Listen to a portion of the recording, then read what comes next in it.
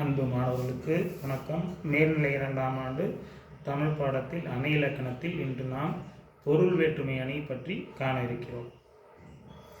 திருக்குறளில் 4 அணி இலக்கணங்கள் வந்துள்ளன. அதை தாண்டி வந்துள்ள ஒரே ஒரு இலக்கணம் இந்த பொருள் வேற்றுமை அணி இலக்கணம். இதுவும் பொது தேர்வில் கேட்கப்பட்டுள்ளது. ஆகையால் இதையும் நாம் படித்துக் கொள்ளுதல் நலம். இலக்கணம்: செய்யுளில் 2 பொருட்களுக்கு இடையே உள்ள ஒற்றுமையை முதலில் கூறி பிறகு வேறுபடுத்தி காட்டுவதாகும். அந்த 2 பொருட்களுக்கு இடையே உள்ள வேற்றுமையை காட்டுவது. இதற்கு பாடல் ஓங்கலிடை வந்து உயர்ந்தோர் என தொடங்கும் பாடல்.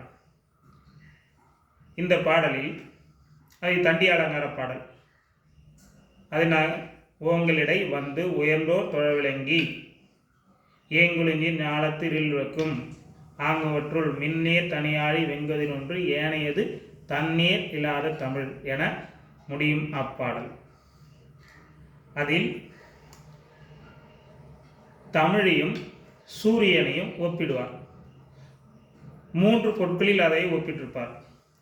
மக்களால் போற்றப்படுவது, உயர்ந்த மலைகளுக்கிடையே தோன்றுவது, கடலால் சூழப்பட்ட உலகத்தினுடைய புற இருளை அகற்றுவது கதிரவன்.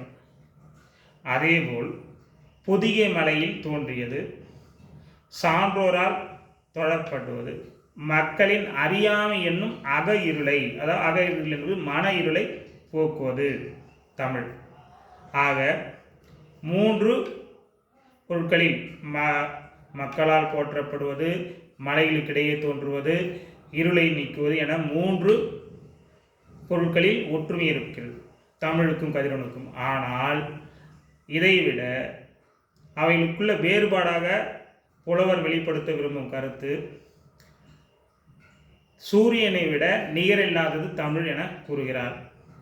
ஏனென்றால் சூரியனுக்கு மறைவு காலம் ஒன்று உண்டு, ஆனால் தமிழுக்கு மறைவு காலம் கிடையாது. ஆகையால் சூரியனை விட தமிழ் உயர்ந்தது என வேறுபடுத்தி காட்டுவதால் இது பொருள் வேற்றுமை ஆயிற்று. தமிழுக்கும் கதிரவனுக்கும் இடையே உள்ள பயன் சார்ந்த ஒற்றுமையை முதலில் கூறி அவற்றுள் தமிழ் தன்னேர் இல்லாதது, அதாவது தனக்கு நிகர் இல்லாதது, நேர் இல்லாதது, தன்னேர் என்பது தனக்கு நேர் இல்லாதது என்னும் தன்மையை வேறுபடுத்தி காட்டுவதால் இது பொருள் வேற்றுமணி ஆயிற்று. நன்றி. வாழ்க வளமுடன்.